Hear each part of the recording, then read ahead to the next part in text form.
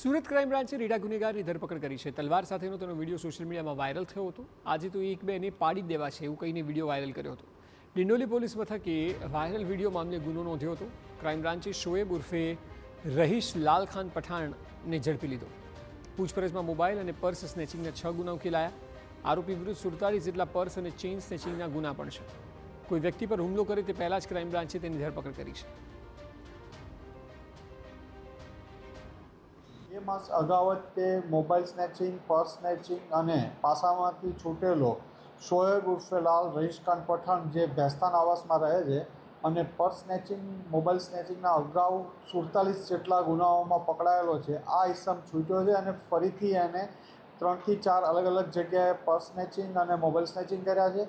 આ ઉપરાંત એણે એક વેપન તલવાર સાથે ગુપ્તી જેવું બનાવી અને વિડીયો પણ વાયરલ કરેલો હતો અને કોઈ ઉપર એસોલ્ટ કરવાનો પણ પ્રયત્ન કરતો હતો, કોઈની ધમકી પણ આપતો હતો.